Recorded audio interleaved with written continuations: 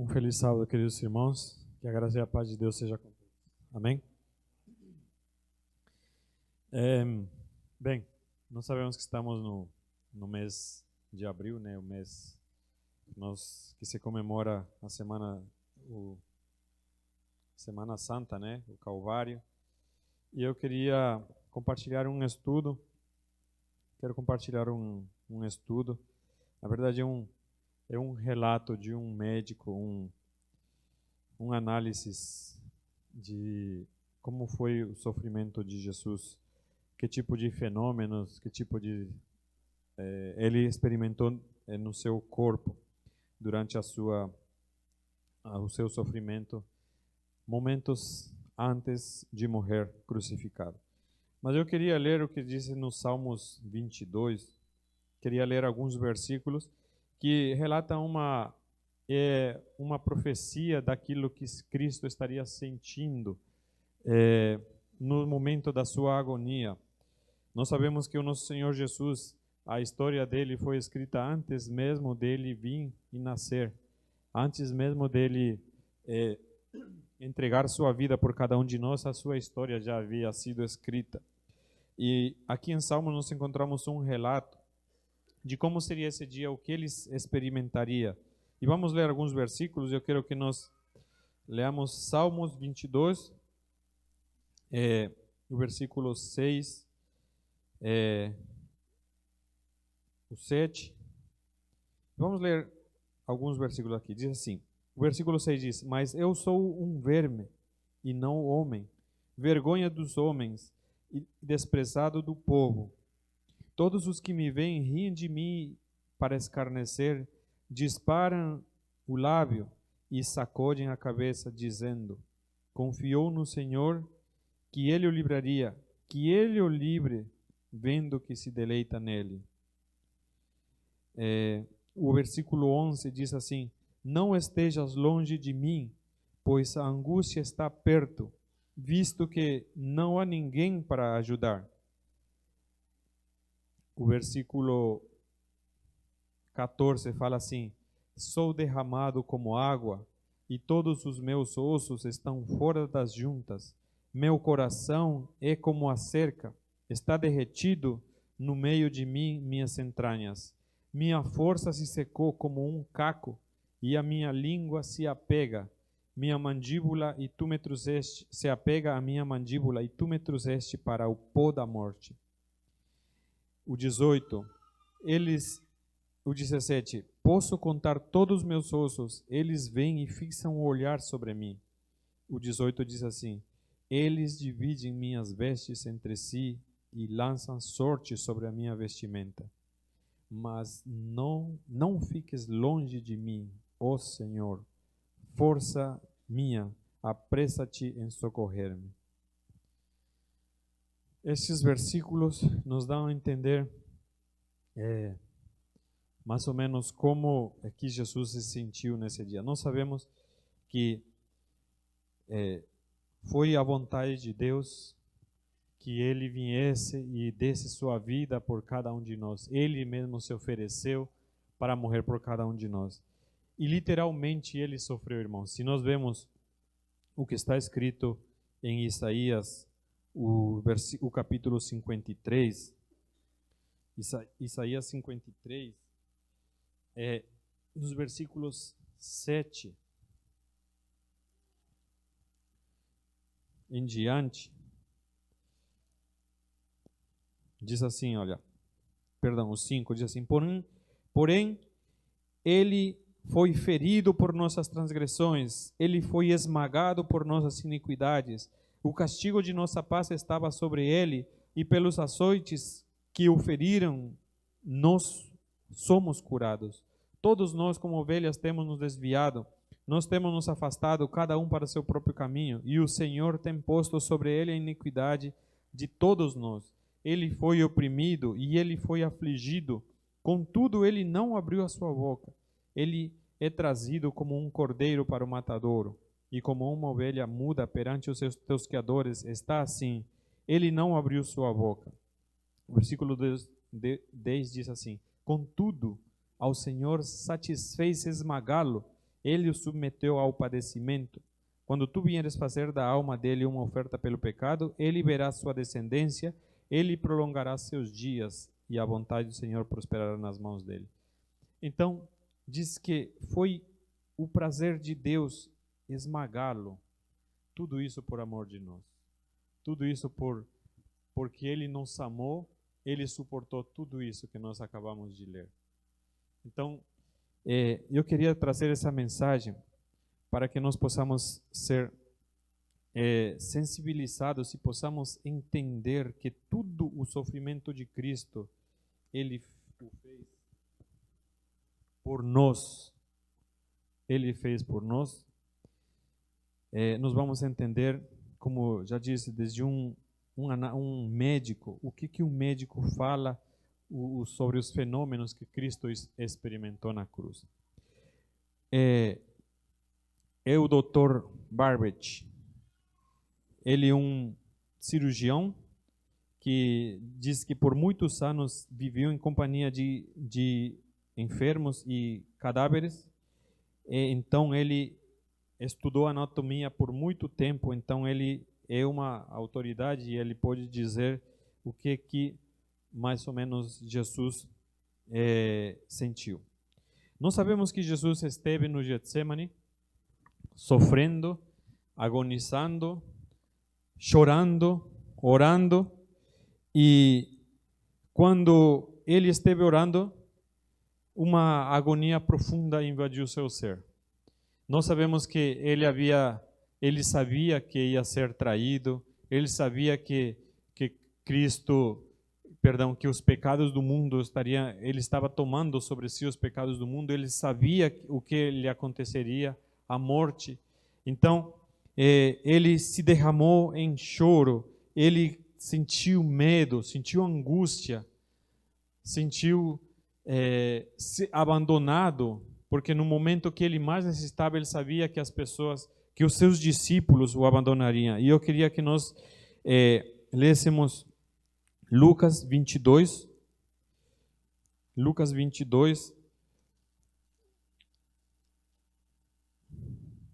os versículos do versículo 40 em diante, diz assim, Lucas 22, 40. E ele, chegando ao lugar, disse-lhes: orai para que não entreis em tentação. E retirou-se deles cerca de um tiro de pedra, e ajoelhando-se orava, dizendo: Pai, se tu queres, remove de mim este cálice. Todavia não se faça a minha vontade, mas a tua. E apareceu-lhe um anjo do céu, fortalecendo-o. E estando em agonia, ele orava mais intensamente, e o seu suor tornou-se como grandes gotas de sangue que caíram por terra. Irmãos, este detalhe do sofrimento de Cristo, quem fez? Quem escreveu essa parte da palavra aqui? Lucas. E Lucas era o quê? Médico.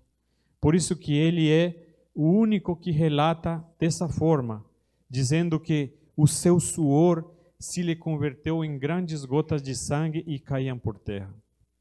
Este fenômeno que o Senhor Jesus experimentou é conhecido pela medicina como hematidrose, que é o rompimento justamente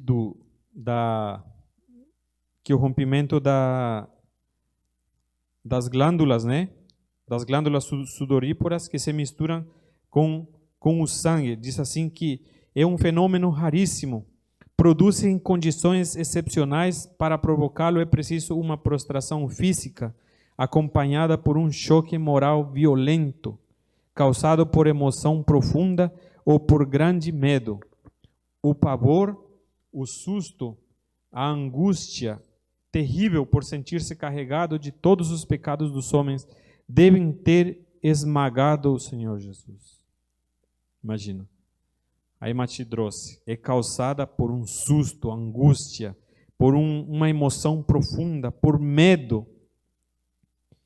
Imagina o sofrimento que estava passando nosso Senhor Jesus. o medo, a angústia, como eu disse, a agonia de saber que, de repente, o seu pai o tinha abandonado, que o pai dele estava longe, e ele estava com medo, porque nós vemos isso na expressão, ele estava pedindo para o seu pai: Senhor, por favor, se for possível, tira isso de mim. Tira isso de mim. Mas, mesmo assim, ele ainda diz: que seja feita a tua vontade e não a minha. Queridos irmãos, se nós entendêssemos a gravidade do nosso pecado e que tudo isso era culpa nossa, que tudo isso Jesus suportou por nós, tremendo temor, medo, angústia.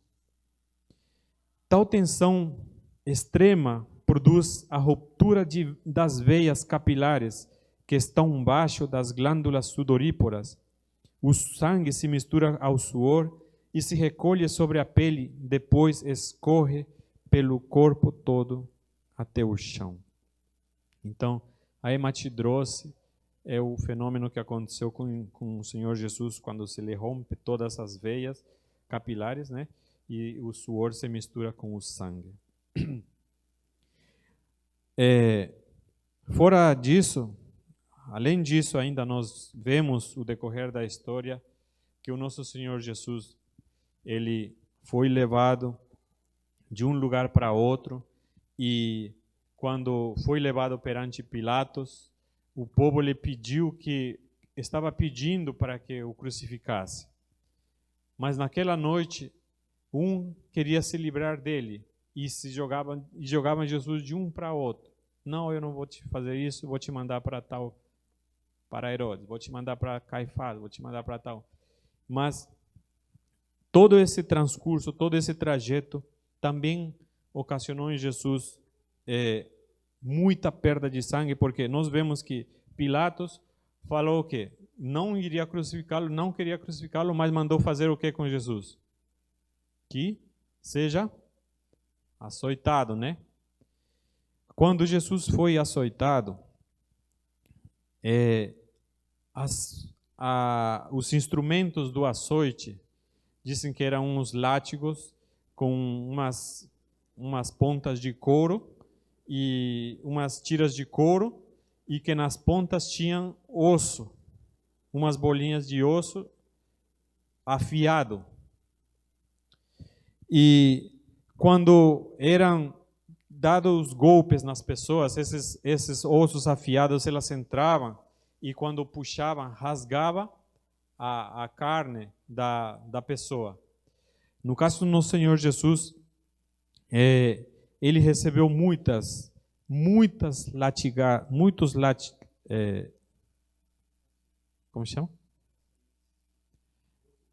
açoites.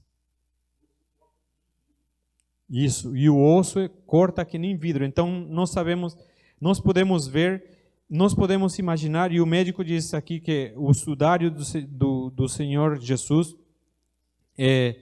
mostra que o tanto de sangue que ele perdeu, que ficou uma poça de sangue. E aí nós encontramos um outro fenômeno. Nós vemos que a perda de sangue certamente estava fazendo que o seu coração bombeasse ou trabalhasse mais rápido. Por quê? Porque o coração nós sabemos que é para bombear o sangue, né?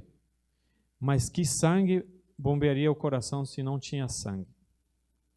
O sangue havia se perdido.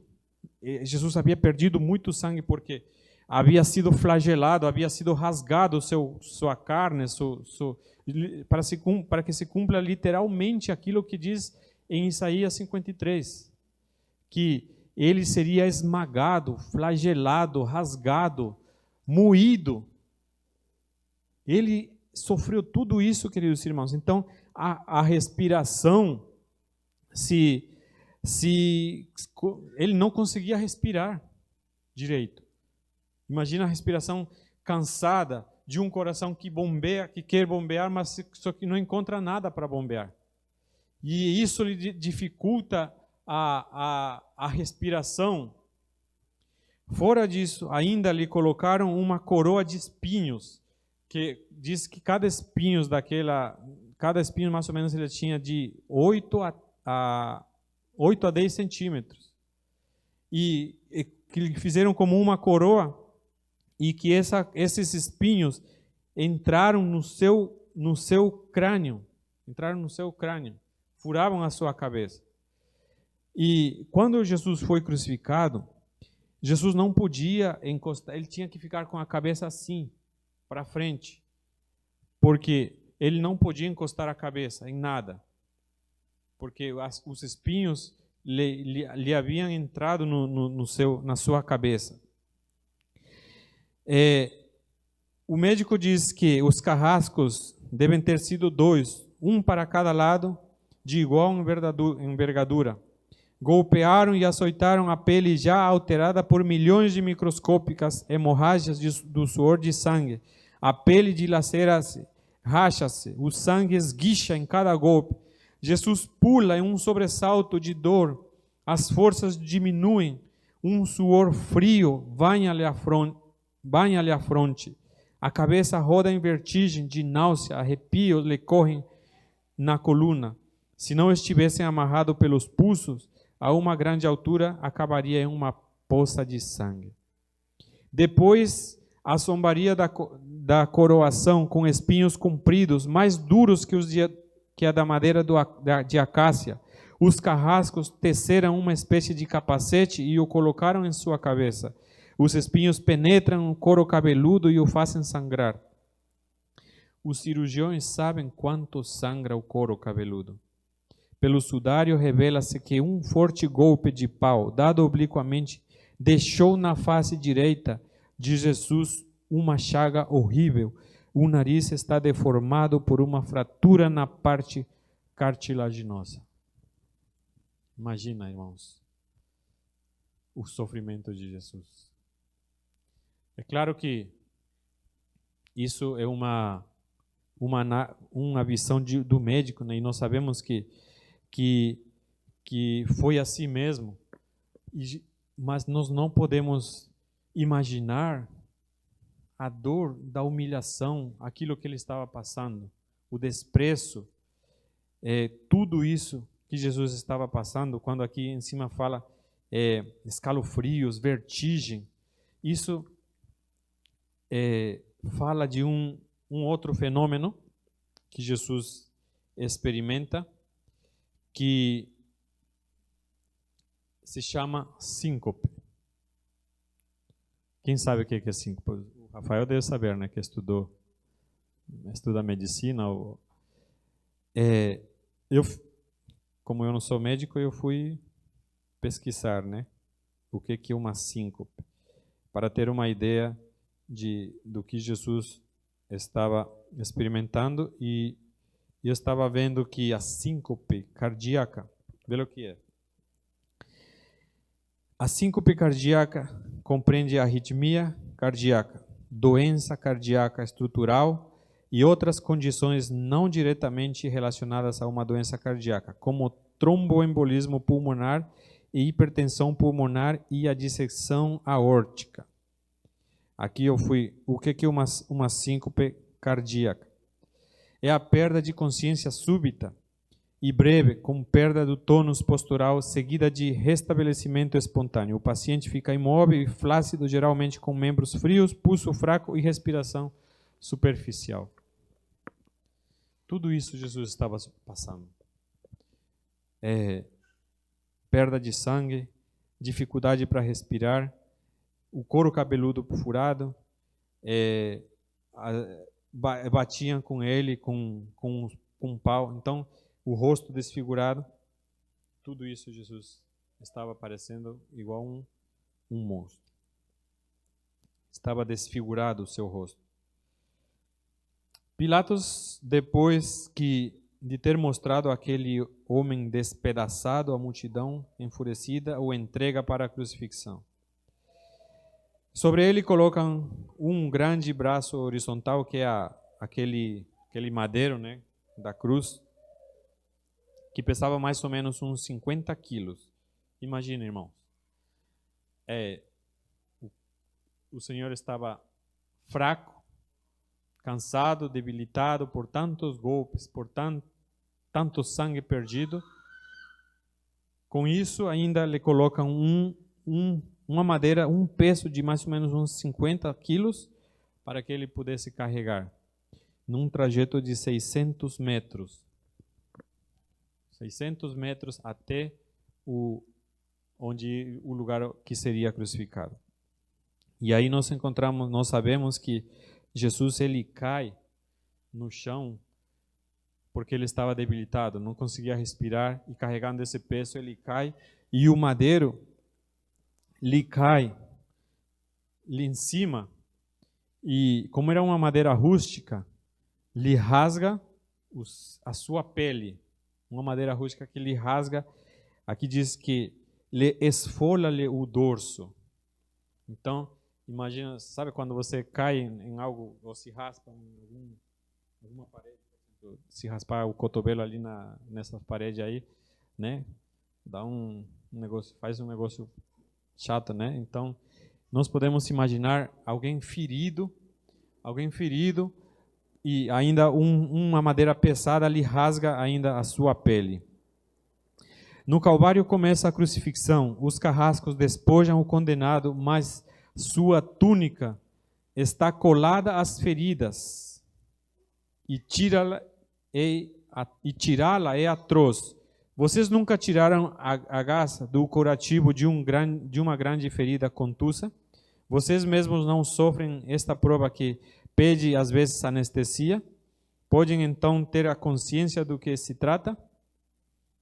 Né? Quando se gruda o curativo na ferida e puxa, dói, né? Imagina quando te puxam a túnica, a sua carne está toda moída e está tudo colado, e diz que lhe arrancam o manto, as vestes de uma forma brusca. Cada linho tecido adere-se à carne viva. Ao tirar a túnica, as terminações nervosas descobertas pelas chagas laceram-se. Os carrascos tiram a túnica com força violenta. Como é que aquela dor não provoca uma síncope, né? Aquele negócio que nós vimos que perde um pouco a consciência, a pessoa fica sem uma dor que não dá para explicar, né? O sangue recomeça a escorrer. Jesus é estendido de costas. As suas chagas encrostam-se de pó e de brita. Estendem-se sobre o braço horizontal da cruz. Os carrascos tomam as medidas, um pouco de goma na madeira para facilitar a penetração dos pregos. Horrível suplício. O carrasco pega um prego comprido, pontudo e quadrado, o apoia no pulso de Jesus com um golpe firme de martelo, o crava e bate firmemente na madeira. Jesus deve ter contraído o rosto espantosamente. No mesmo instante, o seu polegar, com um violento movimento, põe-se em oposição na palma da mão. O nervo mediano é puxado. Pode-se imaginar o que Jesus deve ter experimentado. Uma dor terrível, agudíssima, que difundiu-se nos dedos, repuxou como língua de fogo no ombro, fulgurou-lhe o cérebro, e a dor maior, a mais insuportável que um homem possa experimentar, aquela dada feita pela ferida de grandes centros nervosos. Lhe perfuraram os nervos, lhe atravessaram os nervos. A gente tem medo de injeção, né? Uma agulha bem fininha. Imagina um prego de 13 a 18 centímetros, grosso, quadrado,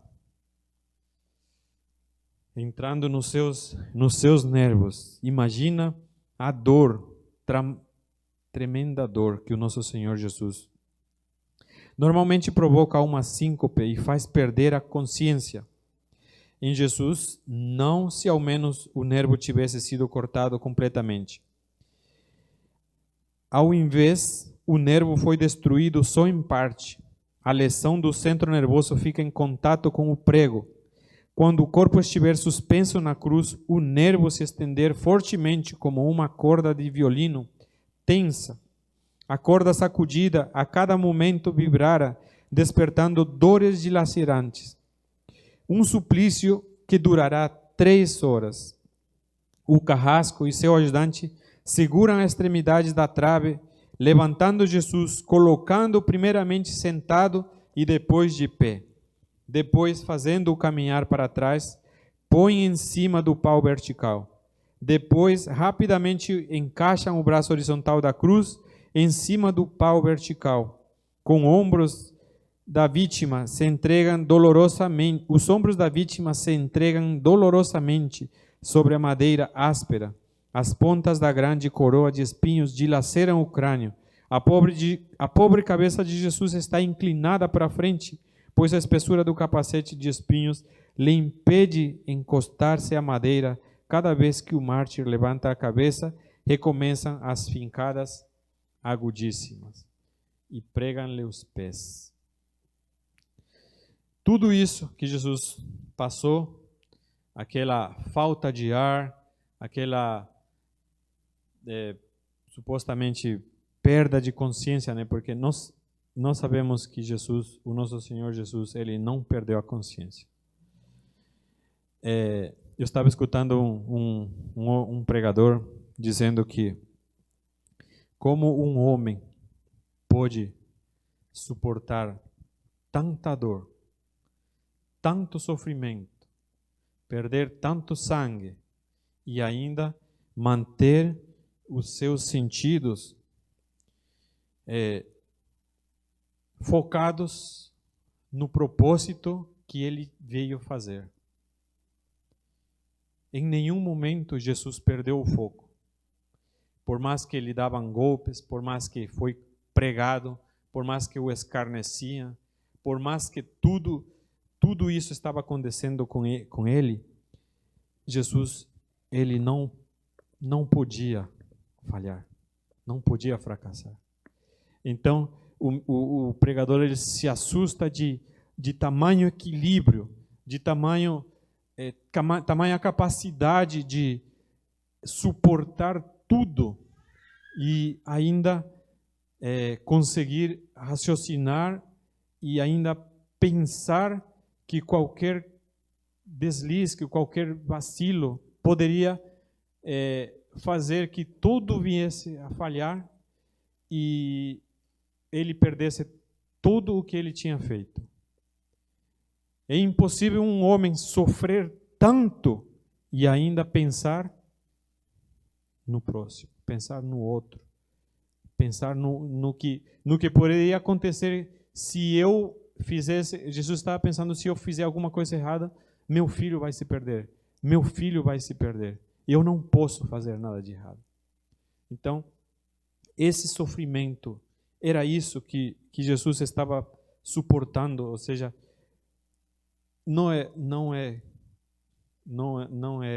para alguém, um homem, não pode o homem explicar o tamanho amor de Jesus.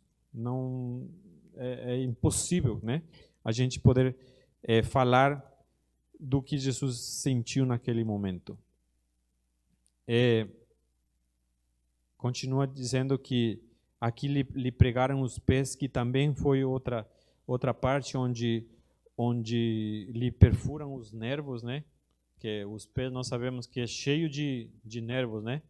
Cheio de tendões e aí lhe colocam outro prego para que ele possa ficar suspenso. E aqui diz assim: é meio-dia, Jesus tem sede. Então tudo isso, né? Aquela respiração, aquela dificuldade de respirar, com a boca seca, perda de sangue, aquilo lhe trouxe sede. Jesus pediu água para que ele pudesse beber. Ele falou que tinha sede, né? Não tinha bebido nada. A sua feição é tensa, o rosto é uma máscara de sangue, a boca está semiaberta e o lábio inferior começa a pender. A garganta seca lhe arde em sede, mas ele não pôde deglutir. Tem sede. Um soldado lhe estende sobre a ponta de uma lança, uma esponja de uma bebida ácida usada entre os militares. Tudo isso é uma tortura atroz. Um estranho fenômeno se produz no corpo de Jesus. Os músculos dos braços se enrijecem em uma contração que vai acentuando-se. Os deltoides e os bíceps estão tensos e levantados. Os dedos encurvam-se. Dir-se-ia um ferido atingido pelo tétano. É o que os médicos chamam de tetania. Quando as câimbras se generalizam, os músculos do abdômen se enrijecem em ondas imóveis. Depois, os interdorsais, os do pescoço e os respiratórios. A respiração fica pouco a pouco mais curta. O ar entra, mas não consegue sair. Jesus respira com o ápice dos pulmões. Tem sede de ar, como um asmático em plena crise. O seu rosto pálido, pouco a pouco, se torna vermelho, depois empalidece em violeta, purpurina e, enfim, em cianótico. Jesus é atacado por asfixia, sufoca. Os pulmões inchados de ar não podem mais esvaziar-se. A fronte está impregnada de suor. Os olhos saem fora das órbitas. Que dores atrozes devem ter martelado o seu crânio.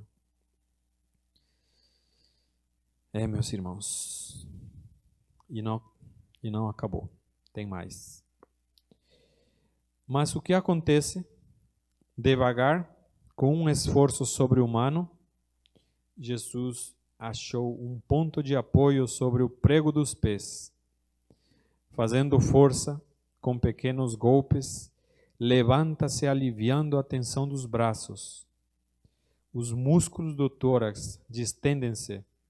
A respiração torna-se mais ampla, profunda.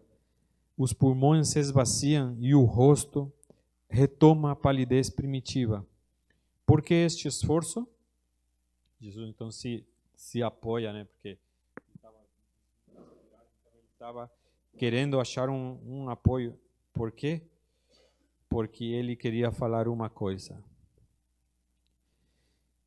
Jesus quer falar: Pai, perdoa-lhes porque eles não sabem o que fazem.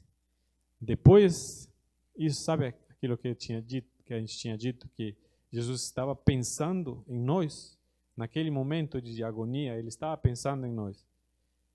Ele não estava pensando nele, estava pensando em nós. E ele fez um esforço para que ele pudesse pedir perdão, pedir para Deus, que Deus pudesse perdoar aquelas pessoas que estavam fazendo mal para ele. Aquelas pessoas que estavam batendo nele e para que Deus pudesse perdoar também a cada um de nós. Depois de um instante, o corpo recomeça a se afrouxar e recomeça a asfixia. Foram transmitidas 7 frases pronunciadas por ele na cruz. A cada vez que ele quer falar, deve levantar-se segurando-se em pé por um dos pregos. Isso é inimaginável. 7 vezes o Senhor Jesus teve que fazer esse esforço para que ele pudesse falar. As 7 últimas frases de Jesus. Não sabemos quais são, né? Pai, perdoa-lhes porque não sabem o que fazem. A outra era: Pai, porque me desamparaste? É isso aí tua mãe, é isso aí o teu filho. Tenho sede. Em tuas mãos encomendo o meu espírito. Daí a pouco serão 3 horas da tarde. Jesus está sempre lutando, de vez em quando se levanta para respirar. E é a asfixia periódica que o está estrangulando. Uma ruptura que dura 3 horas. Todas as suas dores, a sede, as câimbras, a asfixia, as vibrações dos nervos medianos lhe arrancam um lamento. Meu Deus, por que me desamparaste? Por que me abandonaste? Por se não for, como se não fosse pouco, queridos irmãos, havia alguma coisa aqui que doía ainda mais a Jesus. Era a sensação de que o seu pai o tinha abandonado. E diz que não tem que haver nada mais que nos entristeça, que nos dê agonia, que sentir essa sensação do abandono de Jesus. Não há nada que entristeça mais o cristão ou o filho de Deus de que ter a sensação de ser abandonado por Deus. E Jesus tinha essa sensação. Jesus chegou a ter essa sensação. Tanto que ele, em um dos seus esforços para falar, ele gritou: Senhor, por que me abandonaste? Por que me desamparaste? E, dito isso, ainda Jesus fala a sua última frase, a penúltima frase, que diz: está tudo consumado.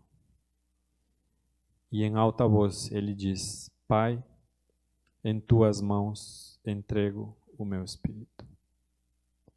Queridos irmãos, o Senhor Jesus, ele,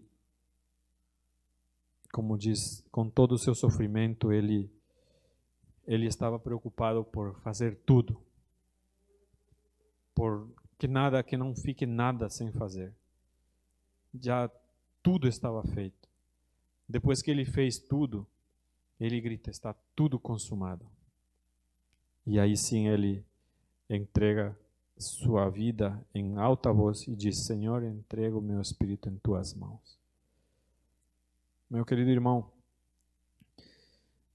se nós pudéssemos, claro que nós imaginamos, né, e nos dói o sofrimento de Jesus, nos emociona, mas nós sabemos que esse castigo, este sofrimento, se nós imaginarmos, se nós parássemos para pensar que este castigo, quem merecíamos somos nós. Éramos nós que merecíamos esse castigo. Mas ele fez tudo por nós. Tudo.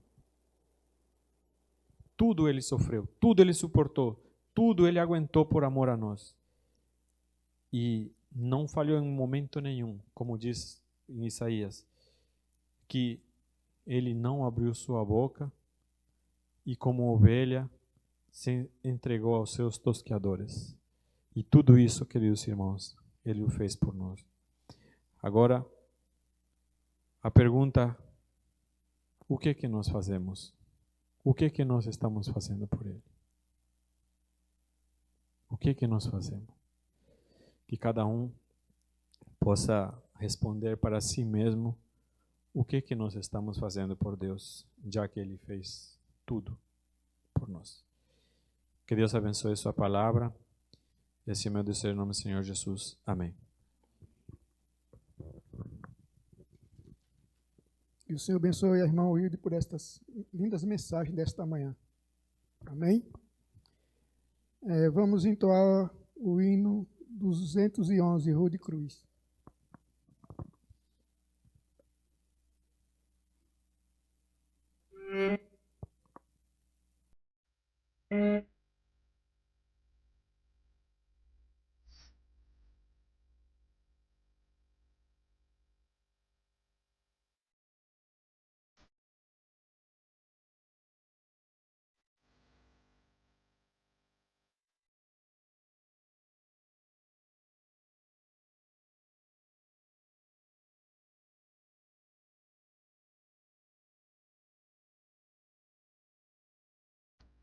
De cruz se erigiu, dela o dia fugiu, em sinal de vergonha e de dor.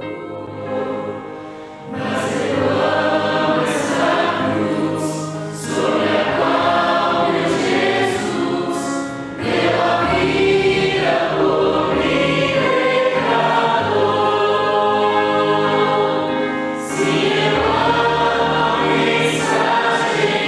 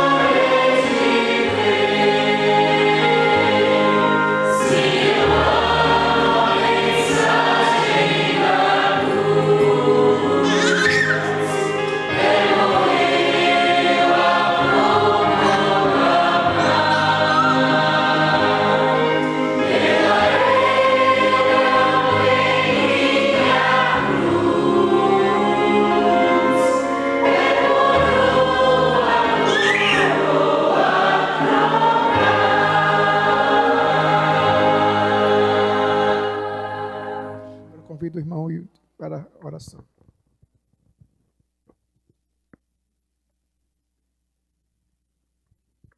Bendito Deus e Pai nosso que estás nos céus, santificado seja teu santo nome. Muito obrigado, Deus, te damos por teu amor infinito, pelo sacrifício, Deus, que tu fizeste na cruz, pelo teu sangue derramado, Senhor, no Calvário, em favor nosso. Queremos suplicar, ó Deus, que nos ajudes com teu Santo Espírito para que nós possamos ser dignos de ti, de ser gratos, ó Deus, a ti por tanto sofrimento, por tanto amor que tu desplegaste em nosso favor, ó Senhor. Ajuda-nos para que possamos fazer votos contigo e que possamos, ó Deus, também retribuir todo esse amor, todo esse carinho, tudo isso que tu fizeste por nós, ó Deus. Que possamos retribuir em obediência, em amor também e em serviço a ti, ó Deus. Ajuda-nos para que possamos seguir sempre os teus passos, que possamos, ó Deus, viver a vida que tu nos ordenas que vivamos e que possamos, ó Deus, ser luz neste mundo de trevas. São bênçãos que nós te rogamos, com o perdão dos nossos pecados, em nome do Senhor Jesus. Amém. Quero convidar a igreja também para cantar mais um hino 606. Amigo, não saia sem Cristo.